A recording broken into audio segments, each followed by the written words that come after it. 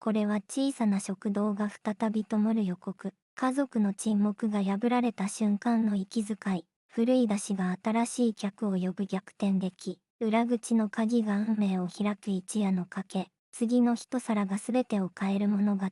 見る前にぜひチャンネル登録と高評価をお願いします。石畳の路地に朝の風が流れ込む。錆びたシャッターの隙間に光が差す。三日月食堂ののれんは色あせている。父の誠一が看板を吹きながら息を吐く。母の陽子は開店前の小鉢を整える。湯気の立つ味噌汁の鍋が静かになる。娘の美咲は駅から小走りで帰ってきた。ただいま。今日は手伝うよ。誠一は顔を上げて短くうなずいた。忙しくなるかは神様次第だ。陽子は笑って手ぬぐいを渡した。無理はしないで。まずは座って。美咲は首を振り厨房の流れに入る。古いまな板に包丁の刃音が刻まれる。鰹節を削る匂いが壁に染みている。ずんどの湯が踊り昆布が揺れて沈む。美咲は手順を見て段取りを組み直す。注文表をテーブルごとに変えよう。誠一は少し眉を潜めて黙っている。手は覚えてる。任せて。陽子は小声でありがとうと耳打ちする。のれんを揺らして常連の杉本が入る。朝テイ一つ。今日は急ぎで。誠一は慣れた所作で焼き魚を返す。美咲は配膳を滑らかにまとめて運ぶ。杉本は一口食べて目を細めてうなずく。変わらないな。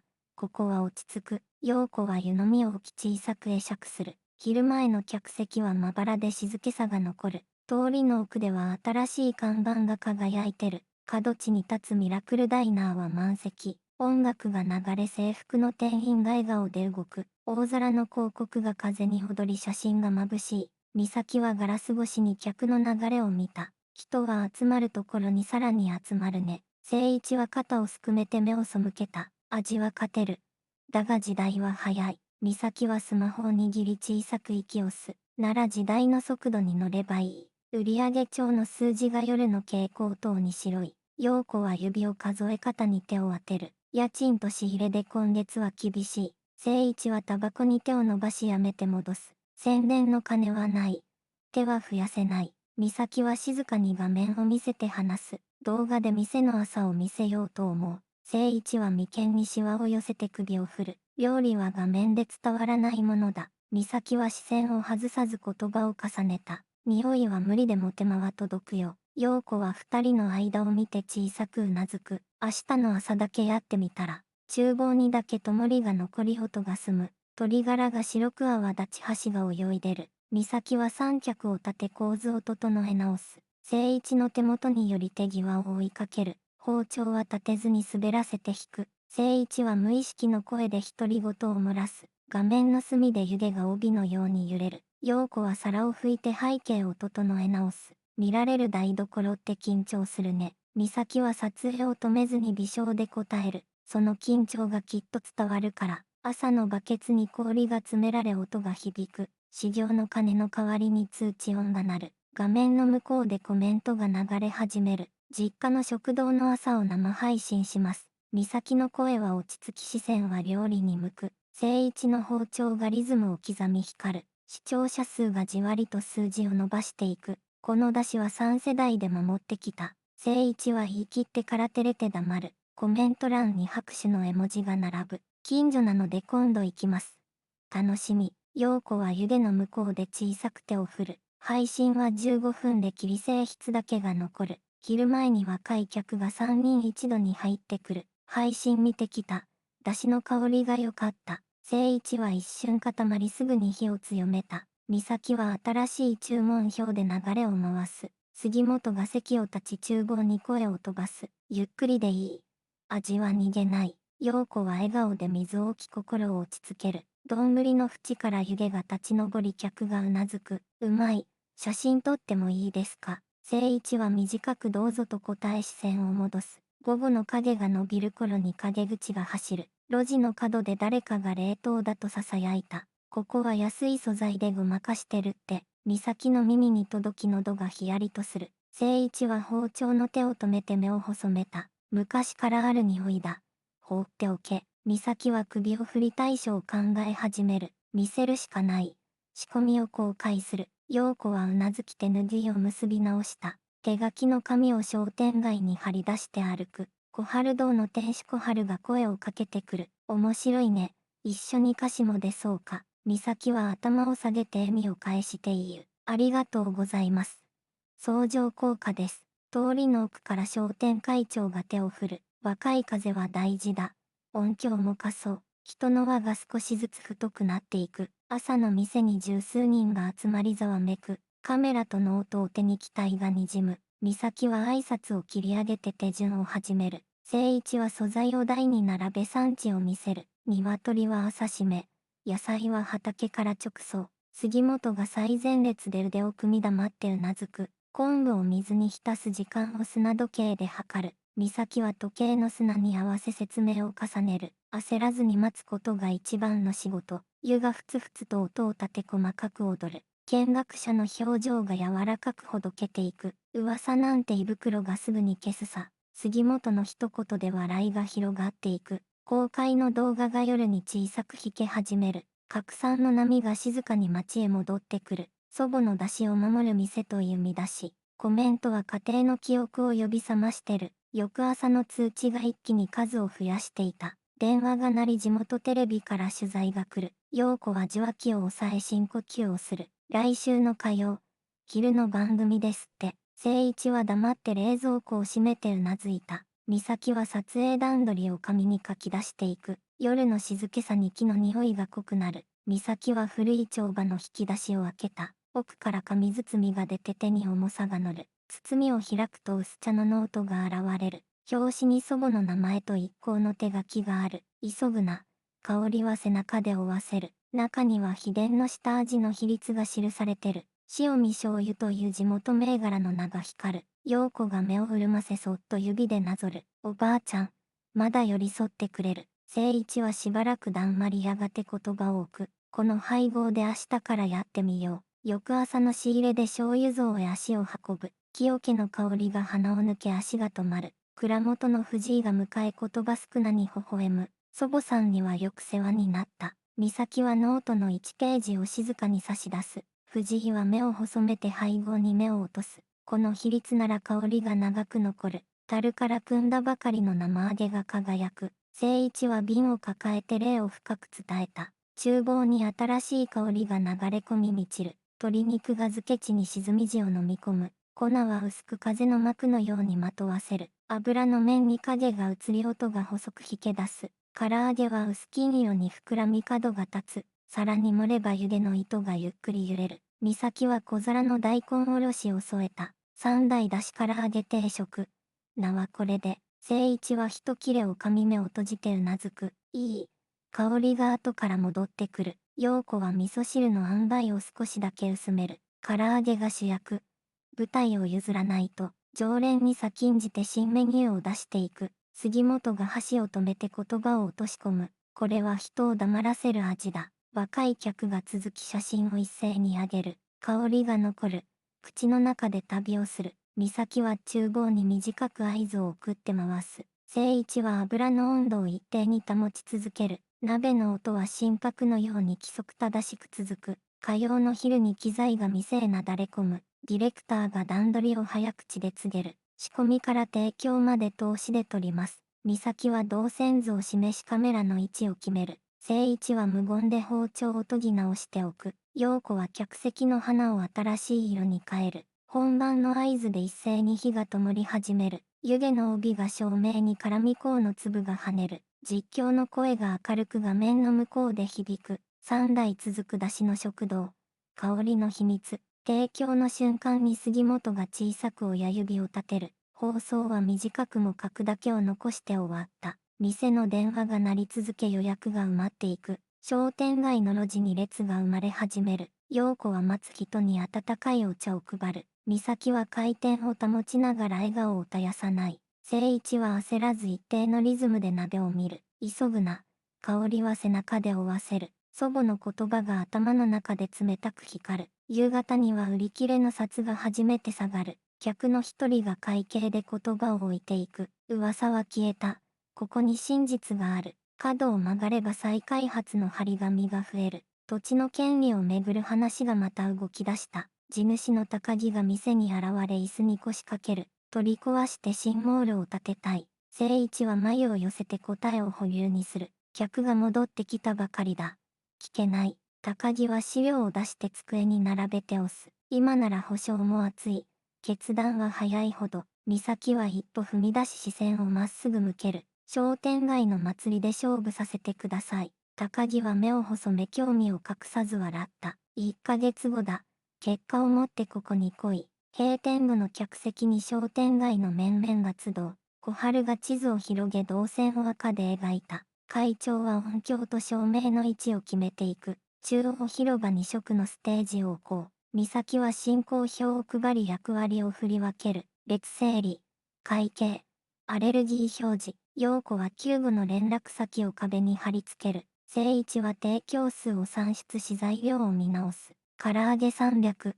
だし茶漬け100。杉本は運搬を買って出て車を出す。冷やすものは俺が責任持って運ぶ。朝は配信で仕込みを黙々と見せ続ける。昼は提供に集中して順を磨き続ける。夜は会議で調整を詰めて更新をかける。ポスターが通りに増え色が濃くなる。子供たちがイラストを描き壁が賑わう。三大出汁の唐揚げ。広場で集合。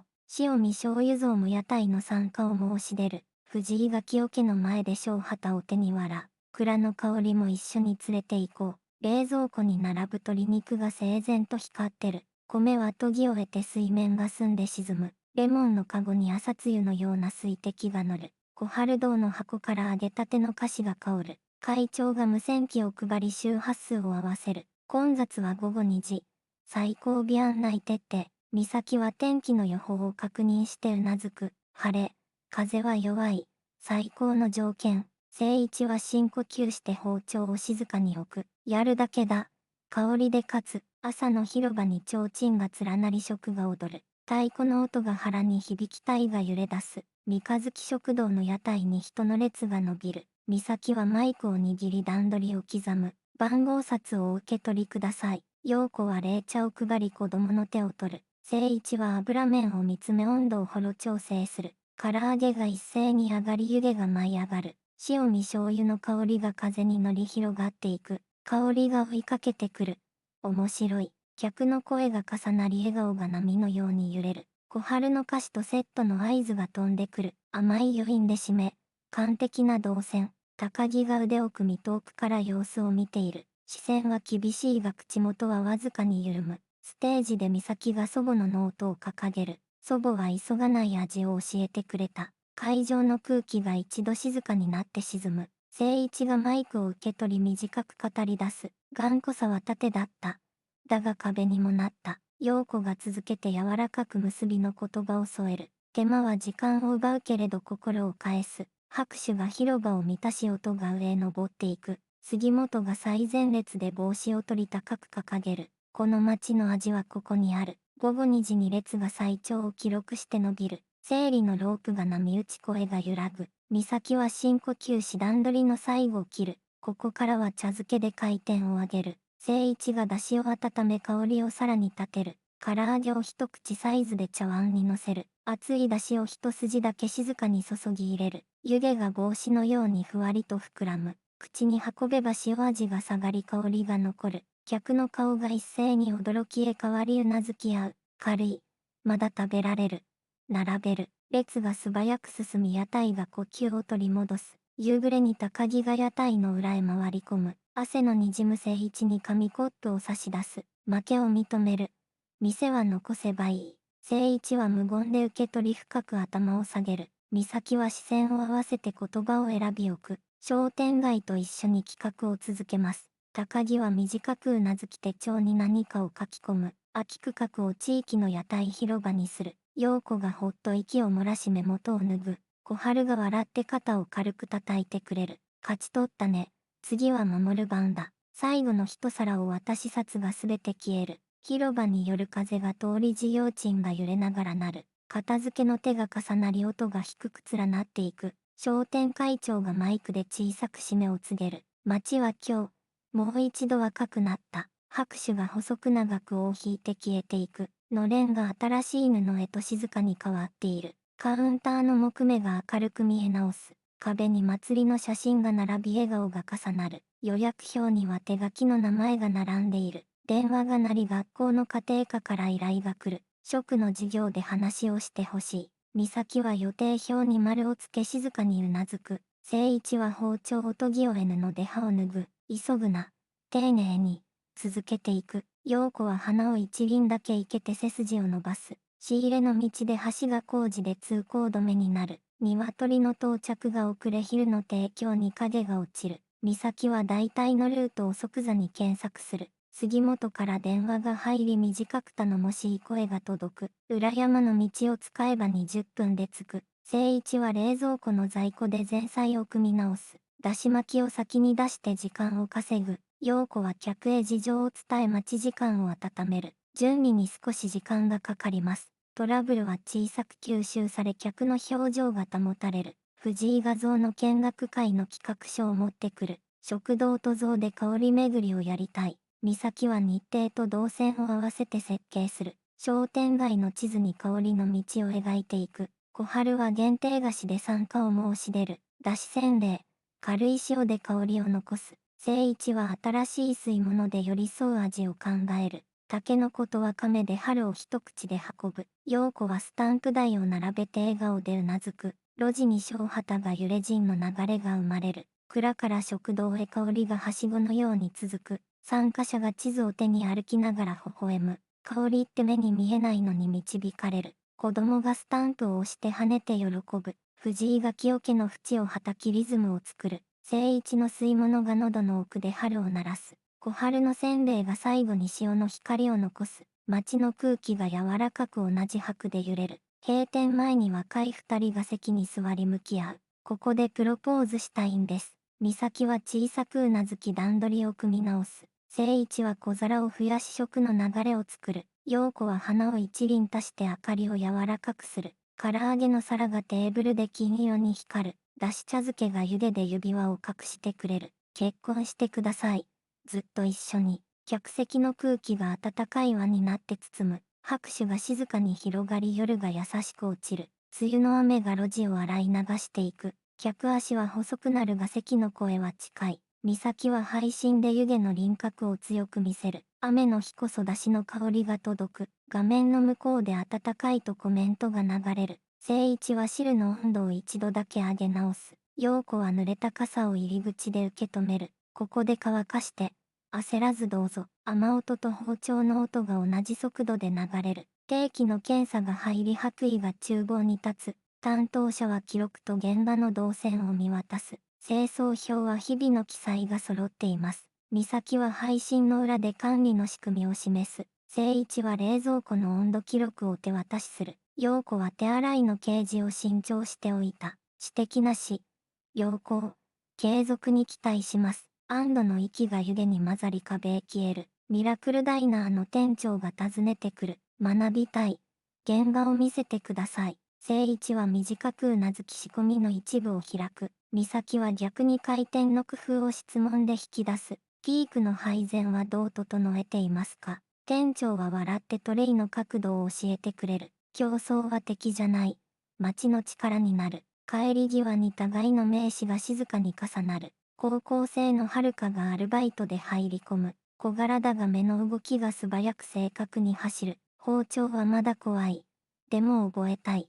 誠一は大根のかつらむきから始めさせる。最初の失敗は白い紙の雪になって散る。美咲は動画で研修の様子を切り出す。最初の一刀は手が震えるもの。陽子は指先の絆創膏をそっと変える。遥かは夜にメモを取り目を輝かせる。夏の夕立で一帯が短く暗く沈む。電気のうなりが止まり点が静まる。ガスは生きているが照明が落ちた。美咲はろうそくを並べ影の形を整える。安全確保。火元。通路。先に確認。誠一は鍋を小さくし火の番に徹する。陽子は客へ状況を丁寧に伝え続ける。湯気が炎に照らされ金色に揺れている。闇の中で出汁の香りだけが道になる。不思議だ。味が近くに感じる。客の声が静かに重なり夜が和らぐ。電気が戻り拍手が自然に広がっていく。新米が届き米粒の角が立って光る。サンマは銀の線を背に走らせている。柚子の皮が空気に星を散らして踊る。聖一は販売を秋の低い温度に合わせる。美咲は新米フェアと題した配信を組む。炊き上がりの1分を見届けてください。陽子は土鍋の蓋をゆっくり持ち上げる。湯気の向こうで客の喉が小さくなる。一口目の静けさが店の壁を包み込む。家庭科室に鍋と出し袋が並んでいる。美咲は黒板に3つの言葉を書きつける。待つ。聞く。分け合う。が台所の基礎。聖一は手元の音を子供たちに聞かせる。包丁は叩かない。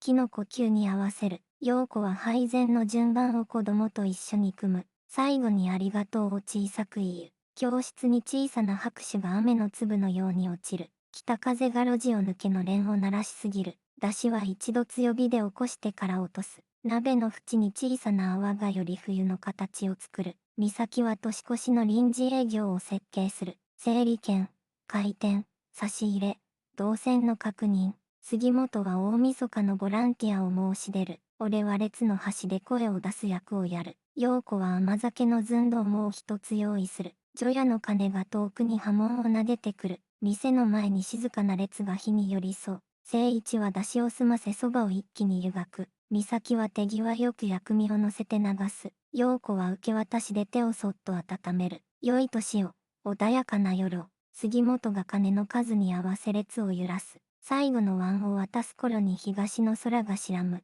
店内に新年の小さな拍手が灯る。元日の朝に祖母の写真を出して吹く。美咲はノートの一行に指を置いて読む。急ぐな。香りは背中で追わせる。聖一は味の帳簿を新しいページに変える。陽子は花を南天から白椿へ変える。静けさが厨房の隅で丸く座っている。観光冊子に小さく店が載った知らせ。遠くの家族連れが昼の早い時間に来る。動画で見て、香りを感じに来ました。聖一は一泊置いて火の高さを確認する。美咲は子供向けの小皿を先に出す。陽子はアレルギー表を丁寧に説明する。一皿目の唐揚げで目が丸くなる。帰り際に家族写真を一枚頼まれる。壁の笑顔に新しい季節が加わっていく。秋区画の屋台広場が仮設で始まる。高木も来て簡素な挨拶を短く済ませる。使い方を君たちで決めてほしい。美咲は当番表と共有倉庫の鍵を配る。小春はゴミの分別と終了時刻を決める。会長は救護場所と雨天時の避難を示す。路地の風が少し広く通り抜けていく。サバの味噌煮を軽くして茶漬けに重ねる。油の重さを出しで下げて香りを残す。聖一は火入れの秒数を3通りで試す。美咲は試食会を小規模で回して聞く。軽い。でも余韻が長い。これでいこう。陽子は器を一段浅い碗に変えて揃える。名前は月収茶漬けと短く決まっていく。広場でまた小さな悪意が顔を出す。テレビに出ると味が落ちるらしい。杉本が間に入り鍋の前で笑って受ける。じゃあ確かめよう。今すぐ食べよう。聖一は一碗を差し出し黙って見つめる。噂は湯気で形を失い路地に消えていく。閉店後に3人で机を囲み様子する。美咲は来年の計画を3本の柱にまとめる。人、場、記録で回していきたい。聖一は人の育成に力を割くと決める。陽子は場の整えで客の負担を減らす。記録は配信と紙で二重に残していく。続けるほどに軽くなる。無理はしない。3人の息が同じ深さで落ち着いていく。倉庫の箱から古い前掛けが出てくる。刺し子の模様が手の時間を語っている。ポケットに小さな紙片が挟まっていた。塩は最後に、火を消してから、聖一は目を閉じて鍋の前に立ち直る。美咲は紙片を額に入れて壁へ飾る。陽子は前掛けを洗って火に干して揺らす。保育園の子供たちが昼にやってくる。小さな靴が入り口に整然と並ぶ。辛いものはなしでお願いします。美咲は子供椅子の高さを全部合わせる。聖一は塩分を一段落として旨味で支える。陽子は一人ずつ名前を呼んで渡していく。帰り際にありがとうの歌が小さく響く。鍋の蓋が少し揺れて笑っているように見える。季節外れの強風が看板をきしませる。表の植木鉢が転び土が路地に散る。美咲は配信を切り片付けに回り込む。誠一は油を落として火を全部止める。陽子は近所の店の鉢も起こして寄せる。嵐が過ぎる頃には路地が前より整う。災い転じて、通りが広くなった。小春が笑って新しい花を持ってくる。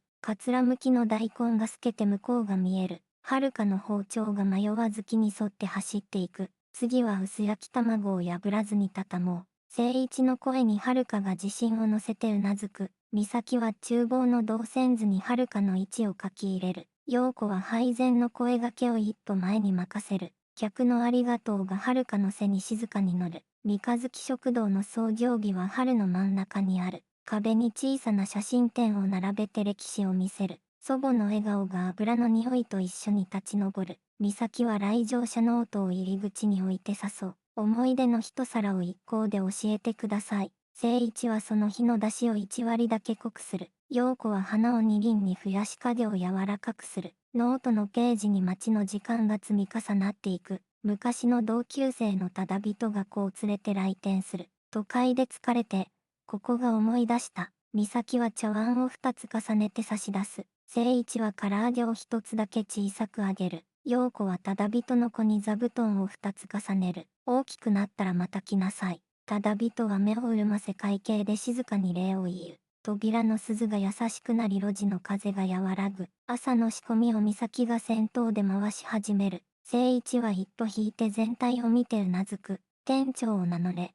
今日からお前の現場。美咲は襟を制し短くはいと答えを返す。陽子は新しいエプロンを差し出して微笑む。よく似合う。背中が強く見える。杉本がのれんをくぐり言葉を残して座る。味は続いていく。人が変わっても、包丁の音が朝の拍子木のように響く。湯気が立ち上り今日の客を呼び寄せる。屋台広場を常設にする案が動き出す。高木が図面を出し意見を静かに求める。歩く人の流れを止めない設計で、美咲は田店との時間割を重ねて調整する。誠一は音の反響を鍋で試して確かめる。陽子はトイレと休憩の動線を太くする。街の地図に細い光の線が増えていく。裏口の鍵がまた一つ古びていく。けれど店の空気は新しく息をしている。祖母のノートは棚に戻り静かに眠る。ゲージの一行が光に揺れて心に刻みを残す。急ぐな。香りは背中で追わせる。街の風がのれんを持ち上げて通り抜ける。三日月食堂は今日も小さく火を持つ。誰かの帰り道にその明かりが寄り添う。次の一皿がまた誰かを救っていく。この物語は明日の台所で続いていく。いかがでしたか？もしこの家族の絆と食堂の奇跡の物語に心を動かされた方は、ぜひチャンネル登録と高評価をお願いします。これからも人の挑戦と支え合いを描いた物語をお届けしていきます。あなたの日々がぬくもりと希望に満ちたものでありますよう。